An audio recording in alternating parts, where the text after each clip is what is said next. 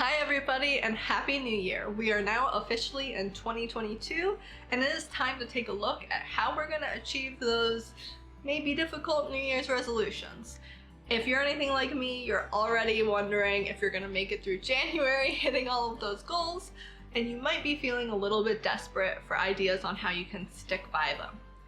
Luckily for you, I've got 5 great tips that I'm gonna use and I think will help everybody reach their goals in this new year. Number 1, take some time to reflect and think about if your goals actually align with your life, your values, and your dreams.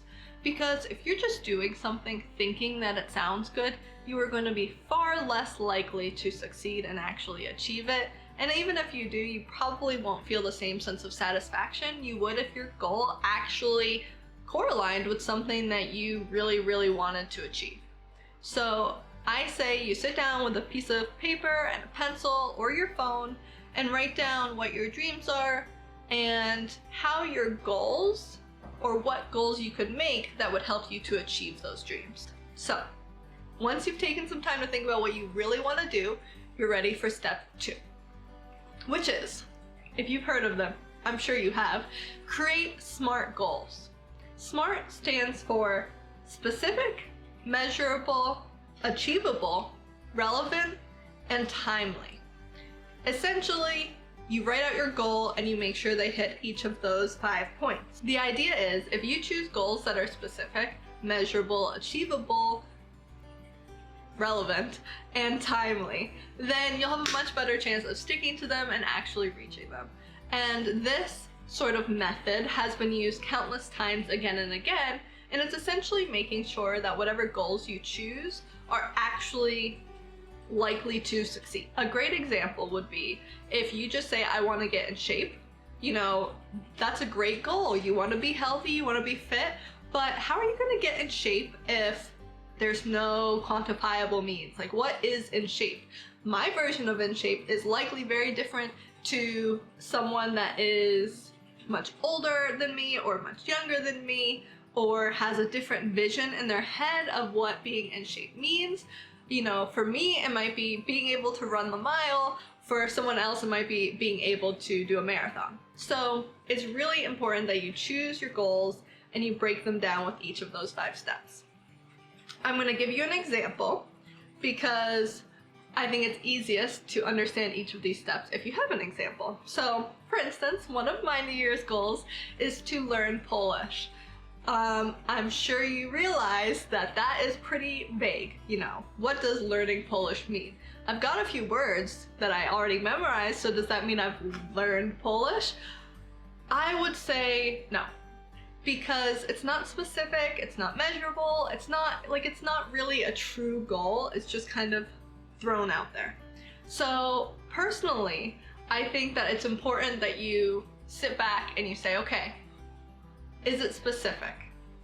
No, it's general, it's vague, right?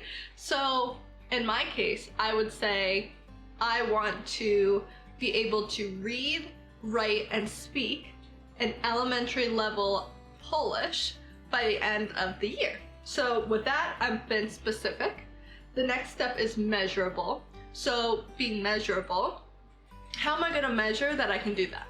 I think a very easy way, since I've set an elementary level, is to essentially use elementary style materials for the Polish language and make sure that I've reached whatever level, whether it be grade 5 or whether it be grade 2 worth of materials. So after that is achievable.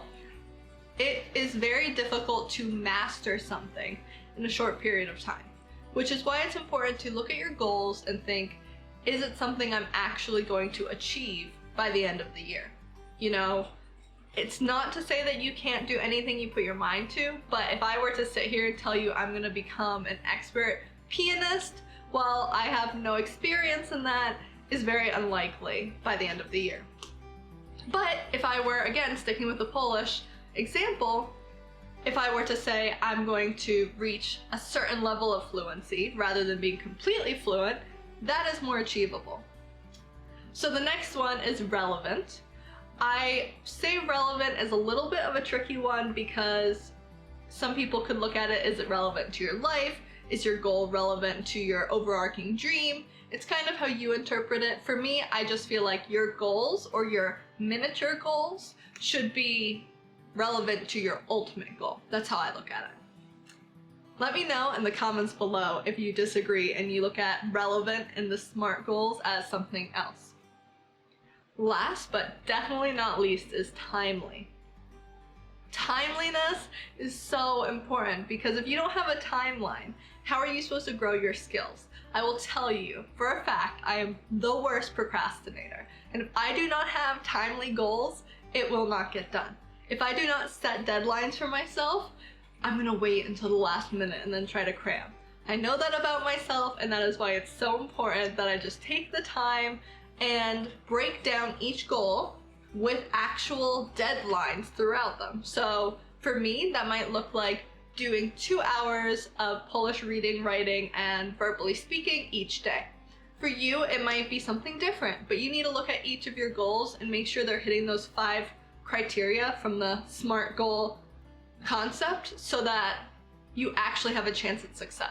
Okay, if you've made it this far, I feel like it's a great time to tell you that my dogs have now been let back inside. They were outside playing, so if you hear random dog noises, I apologize, but I do want to just be straight up with you because I don't know how great the sound quality will be when I finish this. But anyway, on to tip number 3, which is to simplify your good habits and make your bad habits more difficult to complete. Now, if that sounds at all familiar to you, you might have heard something similar coming from the book Atomic Habits, written by James Clear. If you haven't read it, I highly recommend it, and I really enjoyed it for just getting in the right mindset with what following your good habits and building your good habits really means versus your bad habits, because you don't necessarily think about how they kind of compete for your time and attention, or at least I hadn't until I read the book. Essentially, we all have good habits, we all have bad habits. Typically, our good habits relate, or they should relate, to the goals that we're trying to achieve.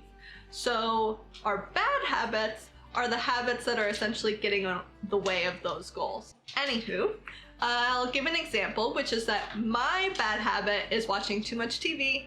I love to Netflix and chill, I love to binge the latest series, and typically I don't have a lot of balance when I do it. It makes me procrastinate doing other things, and I spend so much time doing that then I realize I've ran out of time for all of my goals.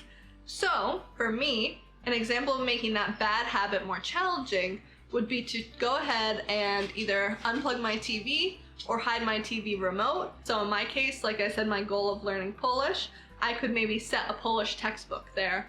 Or if I can't even be bothered to give up TV, then I could instead maybe add Polish subtitles or switch and watch a show that's spoken in Polish with English subtitles. Again, those are personal examples. If you have other goals, then you can easily supplement them in. So maybe your goal is to exercise and you make it so that you have to do something, or if you're gonna watch TV, you have to exercise while you're watching TV, or whatever. You play it by ear based on what your goal is, but ultimately you wanna make those bad habits more difficult to complete and make your good habits really easy to complete. So, moving on to number 4, which I think is just important in life in general, and that's to set a routine. Make a routine if you don't have one, and really stick by it.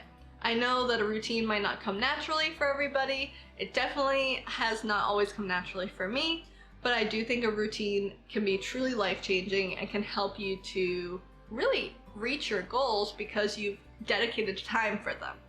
If you just kind of wake up and be like, what am I feeling today? Obviously, most people have work. If you don't have work, then that's a whole nother ballpark. But after you finish work, you're still left with that kind of, what am I gonna do today? And for a lot of people, there might be set things that you know you have to do, whether it be cooking dinner, cleaning up the house, getting the kids. But it's really important that you don't just enter into those daily tasks kind of mindlessly, because they can really have a snowball effect on your productivity. If you actually set aside time and dedicate and say like, okay, between 5 and 5:30 I'm gonna prep dinner, and then between 5:30 and 6 while it's cooking I'm gonna set time to achieve my goal, whatever it may be. For me it could be studying. Then you actually have a time set every single day to work on it, rather than just, you know, getting home, trying to figure it out, trying to just, you know, get stuff done, and then you're getting distracted looking at stuff on your phone. That can't just be me. If it is, no, it can't just be me. So yeah, make a routine, and honestly, if it's new to you and you're struggling, I recommend setting alarms because it can be easy, like I said, to get distracted. So if you set alarms on your phone, then it will really help to keep you on track, especially if your goal is something kind of simple and quick, like drink more water every day or drink 8 glasses of water a day. You can then set those reminders and then just do it when you see the alarm, and it will just become this mindless thing rather than something you really have to dedicate brain power to thinking about doing. Which is good because it means it just becomes a habit, as I was saying before about good habits. Lastly, number 5, last but not least, take it one step at a time. Rome wasn't built in a day. Most goals won't be able to be accomplished in one single day, and that's okay. Every day is a new day, so don't let yourself get too upset if you miss a day here or there. Just get back on that horse and keep going one step at a time, and you will get further and further, and it will get easier and easier. Honestly, it can be really intimidating when you look at the big picture, but if you just break it down into those small steps, you will realize that you are knocking off little pieces of your goal every day, every week, until you are there at the finish line, December 31st, 2022, realizing you've hit your goals for the year. So, with that said, I would love to say thank you so much for watching, and please let me know in the comments below if you liked this type of video, along with if you have any tips or tricks that you use to help you achieve your goals every year.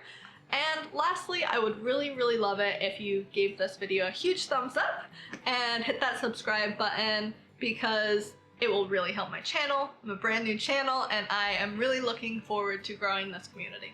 Thanks, and I can't wait to see you in the next video. Bye!